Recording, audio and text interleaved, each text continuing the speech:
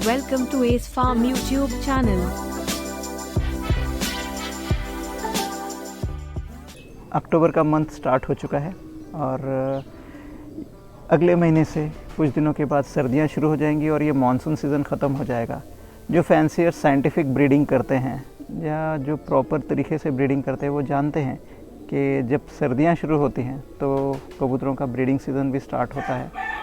और जो scientific breeding भी करते हैं वो फैंसियर्स को पता होता है कि आने वाले ब्रीडिंग सीज़न में हमें कौन सी पेयरिंग करनी है और अच्छे से अच्छे चिक्स कौन से पेयर से लेना है। लेकिन ये सिर्फ इरादे करके ही नहीं जमता है, उसके लिए अच्छा मैनेजमेंट या जिसे लॉफ्ट मैनेजमेंट कहते हैं वो होना बहुत ज़रूरी होता है ताकि आपको अच्छे रिज़ल्ट मिल सके।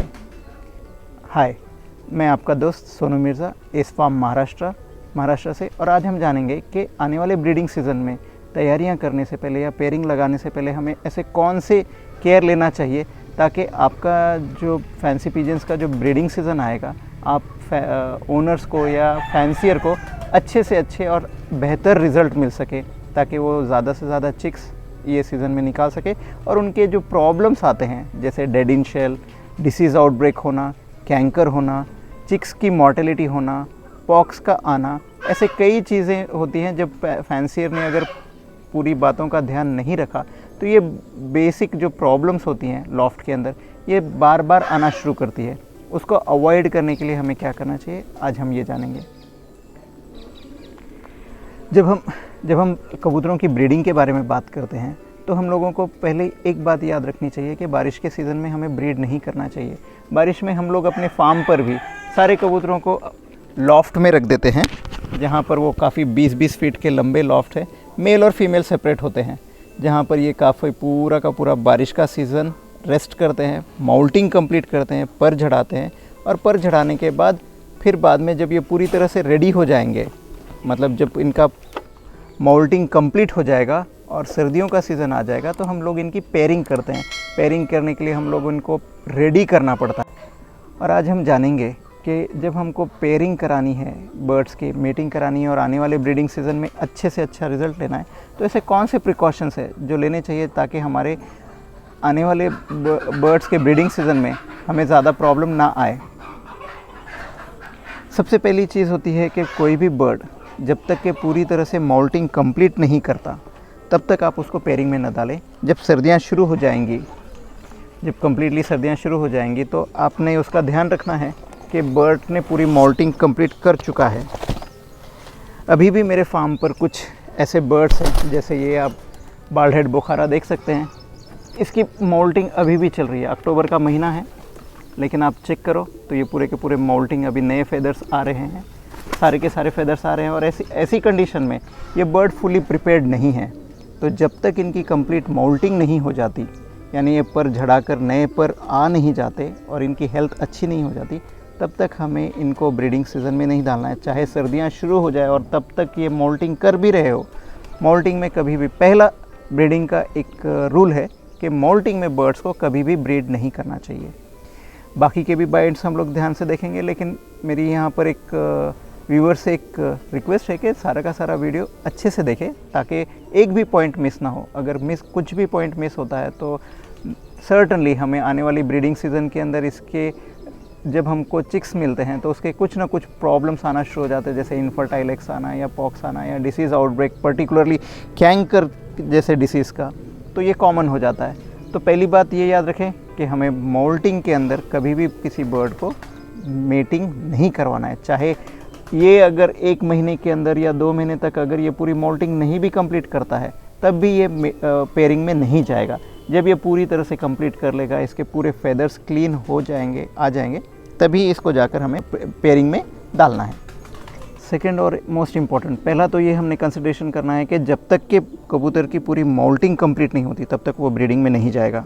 चाहे फिर सर्दियों का मौसम स्टार्ट हो जाए या कुछ हो जाए, ब्रीडिंग जब भी माउल्टिंग में हो बर्ड्स को ब्रीडिंग में नहीं डालना है। या थंब रूल की तरह इसको या प्रिंसिपल की तरह इसको बांध लें।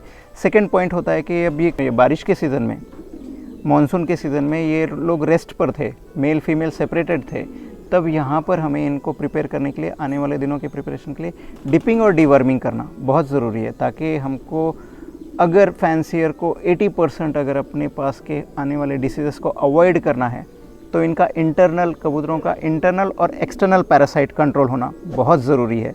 इंटरनल पैरासाइट यानी डिवर्मिंग करना। डिवर्मिंग के लिए इससे पहले ऑलरेडी एक वीडियो बना चुका हूँ, डिटेल में आप उसको आई बटन पे क्लिक कीजिएगा, आपको इन्फॉर्मेशन मिल जाएगी कि कैसे डिवर्मिंग करनी है और कौन सा मेडिसिन कैसे देना है। और दूसरा पॉइंट होता है कि डिपिंग करना। डिपिंग करने से पूरे के पूरे जो जुएँ, मक्खियाँ, पिस्सू वगैरह होते हैं ये पूरे के पूरे निकल जाते हैं, ताकि ब्रीडिंग सीजन में अगर गलती से अगर आपने नहीं किया है डिपिंग तो क्या होगा, जब ये कबूतर अंडों पे बैठेगा ब्रीड करके तो वो पर फुलाकर बैठते हैं, ऊब देते हैं, तो उसके अंदर ये पूरे के पूरे जुएँ और मक्खियाँ पूरे मल्टीप्लाई होना शुरू होती हैं और ये डिसीज़ भी लेकर आती हैं। तो आप डिपिंग और डिवर्मिंग दोनों भी कर लें। ये करने के बाद ये जब भी करें एक खट्टा बिल्कुल भी ना करें। पहले अगर आपने डिवर्मिंग की है तो उसके 15 दिन का वेट करें और फिर बाद में डिपिंग करें। मोस्टली फैंसियर्स ने डिपिंग नहीं की होती है क्योंकि बारिश के दिनों में सूरज की रोशनी उतनी अच्छी नहीं निकलती, पर जहाँ एरिया में ब्राइट सनशाइन होती है और बारिश उतनी ज़्यादा नहीं है तो वो लोगों ने डिपिंग कर लेनी चाहिए। डिपिंग करने के बाद ये 3 पॉइंट हो जाते हैं जहाँ पर हमको ब्रीडिंग सीज़न में आने वाली ब्रीडिंग सीज़न से तैयारी करने से पहले ये बेसिक पॉइंट को रेडी करना है। चौथा और मोस्ट इम्पॉर्टेंट पॉइंट्स है कि मेल और फीमेल को जब हमने सेपरेट करके रखा है तो इनका ब्रीडिंग सीज़न में हम लोग प्रोटीन कम कर देते हैं। फीड का ऑलरेडी लास्ट वीक वीडियो आ चुका है, वहाँ पर ब्रीडिंग सीज़न में हमने बता चुका है कि 25% इसके अंदर प्रोटीन यानी पल्सेस होनी चाहिए। पल्स देने के लिए आपको इसको एक मेथड होता है, उसको कहते हैं फ्लशिंग। फ्लशिंग ये साइंटिफिक एक मेथड है। यहाँ पर हम लोग क्या करते हैं कि बर्ड्स को ज़्यादा से ज़्यादा प्रोटीन देने की कोशिश करते हैं। जब प्रोटीन ज़्यादा जाएगा तो बर्ड ब्रीडिंग में आ जाते हैं, मोल्टिंग भी कंप्लीट कर लेते हैं और ब्रीडिंग में भी आ जाते हैं। तो फ्लशिंग के लिए आपने जस्ट इतना करना है कि अगर 100 किलो आपने फूड बनाया है तो 25 की जगह 30 किलो तक आपने इसको दालें दे देनी है और उसके बाद एक 8 दिन के बाद फिर वापस से उसको कम कर देना है और 25 किलो के ऊपर और 22 किलो के ऊपर ही लेकर आकर रख देना है। और ये वाले तरीके के अंदर जैसे ही प्रोटीन इंक्रीज़ होता है बर्ड्स ब्रीडिंग के अंदर आ जाते हैं, वो हीट में आ जाते हैं और ब्रीड करना शुरू कर देते हैं। तो फ्लशिंग होना बहुत इंपॉर्टेंट है। मानसून के पूरे सीज़न में जब आपके बर्ड सेपरेटेड है, ग्रिट प्रोवाइड करना बहुत ज़रूरी है, क्योंकि ग्रिट वो बर्ड की न सिर्फ डाइजेशन को इम्प्रूव करता है बल्कि उसको सारे के सारे विटामिन्स और मिनरल्स भी प्रोवाइड करता है जो उसके लिए एसेंशियल है। यहाँ पर एस फार्म पर हम लोग अपना एस ग्रिट ही इस्तेमाल करते हैं क्योंकि एक रिसर्च किया हुआ प्रोडक्ट है और काफ़ी फैंसियर्स भी काफ़ी यूज़ करते हैं और इसके रिज़ल्ट काफ़ी अच्छे, क्योंकि एस ग्रिड के अंदर हम लोग कुछ ऐसे जो 52 तरीके के जड़ी बूटियाँ डालते हैं, उसके अंदर कुछ ऐसे भी आयुर्वेदिक जड़ी बूटी है जिससे ब्रीडिंग के परफॉर्मेंस बहुत अच्छे होते हैं, आपको रिज़ल्ट बहुत अच्छा मिलता है और इनफर्टाइल एग्स वगैरह आने की जो थिंग्स होती है वो काफ़ी ज़्यादा हद तक कम हो जाती है। तो अगला पॉइंट ये रहेगा कि आपने ग्रिट इनको अच्छे से देनी है। ग्रिट एम्पल क्वांटिटी में जितना ये खा सकते हैं, हमेशा हर 2 दिन को फ्रेश ग्रिट निकालना है बॉक्स में से और इनको ग्रिट प्रोवाइड करना है। और ग्रिट से आपको हर फैंसियर, कोई भी जो फैंसियर ग्रिट यूज़ करेगा इस ग्रिट, उनको रिज़ल्ट क्लियर कट देखने को मिलेगा कि भाई बर्ड्स फीड खाना ज़्यादा शुरू कर देता है और उसका खाना हज़म भी होता है और ब्रीडिंग सीज़न के अंदर ये अच्छे से ब्रीड भी कर पाते हैं। नेक्स्ट पॉइंट आता है कि लास्ट ईयर अगर आपके पास ब्रीडिंग करते हुए कैंकर का प्रॉब्लम रह चुका है, कैंकर का प्रॉब्लम आपको अगर देखना है तो बच्चों के अंदर मुंह में छोटे छोटे कपासी हो जाती है, दाने आ जाते हैं, या फिर एक बच्चा छोटा और एक बच्चा बड़ा रहता है, तो ऐसी सिचुएशन में अगर आपके पास कैंकर हो रहा है तो तकरीबन महीना भर पहले ही बर्ड्स को एक बार मेट्रोनिडाज़ोल का ट्रीटमेंट दे दें, या जिसे हम लोग फ्लैजिल कहते हैं, 200 पावर की आती है, उसके 4 टुकड़े या 5 टुकड़े करके एक टुकड़ा सिर्फ 3 दिन का ही डोज दें उनको 3। लेकिन ये याद रखें कि जब भी आप ये फ्लैजिल का ट्रीटमेंट दे रहे हैं तो ये कम से कम 1 महीना पहले होना चाहिए। अगर फ्लैजिल का ट्रीटमेंट ब्रीडिंग के टाइम पर या 8 दिन पहले मेटिंग कराने से पहले या पेयरिंग कराने से पहले देंगे तो इनफर्टाइल एग आने के चांसेस होते हैं, क्योंकि फ्लैजिल के अंदर का मेट्रोनिडाज़ोल फर्टिलिटी के ऊपर इफ़ेक्ट करता है। ये 100% ट्रू है। और सेम विथ डिवर्मिंग भी, अगर आप अल्बेंडाजोल से डिवर्मिंग कर रहे हैं तो कम से कम 1 महीना पहले डिवर्मिंग होनी चाहिए।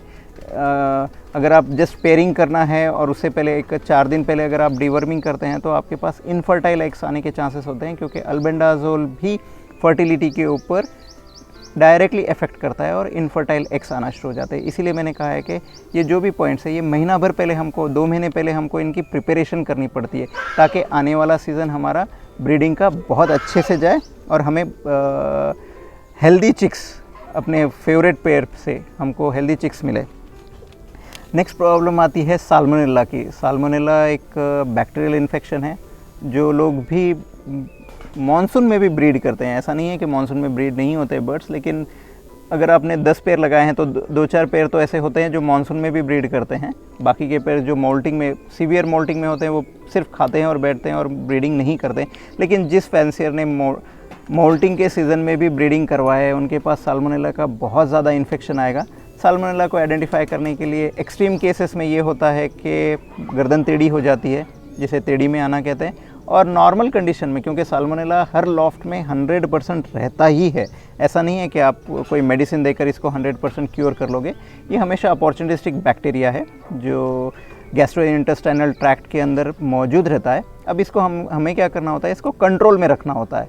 कंट्रोल में रखना होता है। अगर ये लो क्वांटिटी में भी रहेगा लेकिन थोड़ा भी इन्फेक्शन ज़्यादा हो जाता है तो आपको डेड इन शेल काफ़ी ज़्यादा दिखने को मिलता है।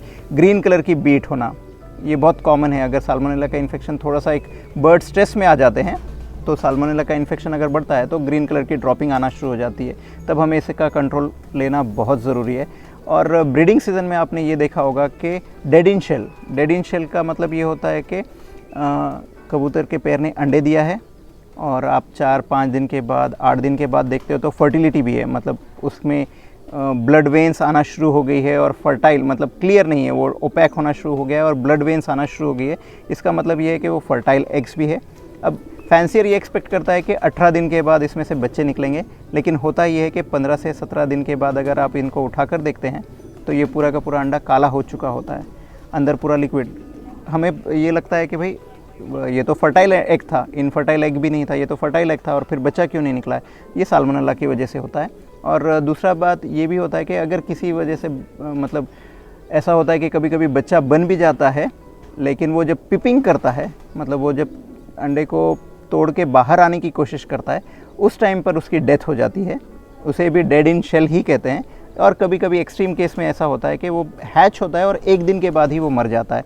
तो ये सारे के सारे जो सिम्टम्स है ये ब्रीडिंग में बहुत ज़्यादा प्रॉब्लम करते हैं, फैंसियर को फ्रस्ट्रेशन लेकर आते हैं और ये पूरी तरह से साल्मोनेला की वजह से होता है। अगर लास्ट ईयर आपके पास फैंसियर के पास अगर ऐसा कोई भी सिम्टम देखने को मिला है साल्मोनेला का, तो उन्हें 1 महीना पहले आपको साल्मोनेला के लिए एनरोफ्लॉक्सासिन का ट्रीटमेंट करना बहुत ज़रूरी है, ताकि आने वाले दिनों के अंदर आपके पास ये सारी परेशानियां अवॉइड कर सके। अगर साल्मोनेला लास्ट ईयर रहा है आपके पास तो तकरीबन आपको 15 दिन तक इसको, क्योंकि ये बहुत रेजिस्टेंट बैक्टीरिया है, इतनी आसानी से नहीं जाता है, तो आपको पूरा लॉफ्ट क्लीन करना पड़ेगा। क्लीन करने के बाद यहाँ पर आप विरकॉन का स्प्रे लें और ये बर्ड्स को तकरीबन 15 दिन तक एनरोसिन का ट्रीटमेंट देना पड़ता है। लेकिन 15 दिन अगर कंटिन्यूस कोई भी एंटीबायोटिक यूज़ करेंगे तो होता यह है कि उसका निगेटिव इफ़ेक्ट आना शुरू हो जाता है। तो हमेशा कभी भी जब भी आप एंटीबायोटिक दें, पर्टिकुलरली एनरोफ्लॉक्सासिन, तो इसको 5 से 7 दिन पहले दें। 7 दिन कंटिन्यूस देने के बाद, 1 हफ्ता देने के बाद 2 दिन का ब्रेक लें। 2 दिन के ब्रेक में इसको आप पीने के पानी में लीवर टॉनिक या बी कॉम्प्लेक्स वगैरह दे सकते हैं। फिर बाद में बचे हुए 7 दिन का और एक बार ट्रीटमेंट करें, यानी 2 हफ्ते का ट्रीटमेंट करने पर ये मैक्सिमम चांसेस होते हैं कि साल्मोनेला क्लियर हो जाएगा। लेकिन अगर आपने फैंसियर ने साफ़ सफाई नहीं की है लॉफ्ट की, मतलब क्लीनलीनेस नहीं फॉलो किया, तो ऐसा होता है कि आप एंटीबायोटिक देते हो लेकिन वापस से उसके बॉडी में से तो पूरा वो बैक्टीरिया क्लियर हो जाता है, लेकिन क्योंकि उसका लॉफ्ट क्लियर नहीं है, लॉफ्ट क्लीन नहीं है, तो ये बाद में री इन्फेक्ट होना शुरू हो जाता है। और यही चीज़ को हम लोग कहते हैं कि लॉफ्ट मैनेजमेंट बहुत इंपॉर्टेंट है। ये बहुत बड़ा ब्रॉड टर्म है, कभी इस पर नेक्स्ट टाइम वीडियो बनाएंगे। लेकिन ये बात याद रखें कि अगर साल्मोनेला हुआ है आपके पास तो उसका एंटीबायोटिक का ट्रीटमेंट कंप्लीट कर दें। नेक्स्ट बहुत इंपॉर्टेंट पॉइंट आता है कि ग्रिड के साथ हमेशा पेयरिंग करने से 1 महीना पहले से ही आप पहले प्रोटोकॉल फॉलो करना शुरू कर दें। और प्रोटोकॉल में हमने ऑलरेडी बताया है कि विटामिन ई और सेलेनियम देना चाहिए। हफ्ते में 1 बार क्यों नहीं होता है, क्योंकि ये ब्रीडिंग सीज़न में आपको इनफर्टाइल एग्स से और फर्टिलिटी के प्रॉब्लम से बहुत बचाता है और आपके पास फर्टाइल एग्स आना शुरू हो जाते हैं। तो विटामिन ई और सेलेनियम का जो ई केयर आता है प्रोडक्ट, मुझे तो वो, क्योंकि मैं खुद एक साइंटिस्ट हूँ, तो हम लोग भी जो रिसर्च में प्रोफेशनल में रिसर्च करते हैं वही रिसर्च हम लोग अपने फार्म पर भी करते हैं कि कौन सा प्रोडक्ट अच्छा है। और उसमें मुझे ये दिखा है कि ई केयर सबसे अच्छा प्रोडक्ट है। बहुत सारे फैंसियर्स इवियन टैबलेट का भी यूज़ करते हैं, लेकिन उसका प्रॉब्लम ये है कि वो बहुत ज़्यादा कॉन्सेंट्रेशन है, ह्यूमन के लिए बनाया गया कैप्सूल है, और उसको ओपन करने के बाद आपको उसको 4-5 कबूतरों को दे नहीं सकते, क्योंकि एक बार कैप्सूल ओपन हो गया तो ऑयल बेस्ड होता है विटामिन ई, तो वो अगर आप पूरा का पूरा कैप्सूल देंगे तो भी वो बहुत ओवरडोज हो रहा है, ओवरडोज अवॉइड करना चाहिए। तो बेटर है कि जो एनिमल्स के लिए बना हुआ विटामिन ई के लिए ये है ई केयर जो सप्लीमेंट आता है वो यूज़ करें, ताकि आपके आने वाले ब्रीडिंग सीज़न के अंदर जो प्रॉब्लम आएंगे इनफर्टाइल एग्स का, वो आप अवॉइड कर सकें। इसके बाद एक ऑप्शनल एक चीज़ होती है कि ट्रिमिंग करना, मतलब जब आप ब्रीडिंग के लिए बर्ड्स को डालते हैं फैंसियर्स, तो ये ट्रिमिंग करना ये ऑप्शनल इसलिए बताया है क्योंकि सारे ब्रीड्स को ट्रिमिंग करने की ज़रूरत नहीं होती। अब जैसे यहाँ पर हम लोग ओमेस्की और वोल्गा टम्बलर्स वगैरह देख रहे हैं, इनको ट्रिमिंग की कोई ज़रूरत नहीं होती है। लेकिन आपके पास अगर बुखारा है, हेवी साइज़ के अमेरिकन फैंटेल्स है, जैकोबिन्स है, ऐसे बर्ड्स होते हैं जहाँ पर इनके मेल और फीमेल की ट्रिमिंग करनी पड़ती है। क्या मैं अपने फार्म पर ट्रिमिंग करता हूँ? नहीं, मैं अपने फार्म पर कोई भी बर्ड्स की ट्रिमिंग नहीं करता, लेकिन कभी कभी बहुत ज़्यादा अगर फ्लफ़ी बर्ड हो तो उसका ट्रिमिंग करना ज़रूरी होता है। ट्रिमिंग आप नेक्स्ट वीडियो में देख ले सकते हो, जल्द ही अपलोड कर दूंगा कि ट्रिमिंग कैसे करनी है। तो फ्रेंड्स, आपको, मुझे लगता है कि ये सारी की सारी इन्फॉर्मेशन आपको इम्पोर्टेंट और यूज़फुल इन्फॉर्मेशन लगी होगी, और ये अगर इन्फॉर्मेशन आपको अच्छी लगी होगी तो ये सारी की सारी इन्फॉर्मेशन महीना है हमारे पास अभी भी, ये सारी के सारे बातों का यूज़ करें, ताकि आने वाला जो आपका विंटर सीज़न है, जो सर्दियों का सीज़न, जब हमारे पास के बर्ड्स की एक्चुअल ब्रीडिंग स्टार्ट होगी तो वहाँ पर आपको ज़्यादा से ज़्यादा इसका फ़ायदा होगा। तो ये सारे के सारे ब्रीडिंग सीज़न स्टार्ट होने से पहले के जो पॉइंट्स है उसको फॉलो करें और अच्छे से अच्छा ब्रीडिंग रिज़ल्ट आपके फार्म पर लें। आई होप फ्रेंड ये आपको वीडियो काफ़ी पसंद आया होगा। अगर पसंद आया तो इसको लाइक और शेयर करें बाकी फैंसियर्स के साथ, ताकि उन्हें भी ये इन्फॉर्मेशन मिल सके, और चैनल को सब्सक्राइब करना ना भूलें। Thank you.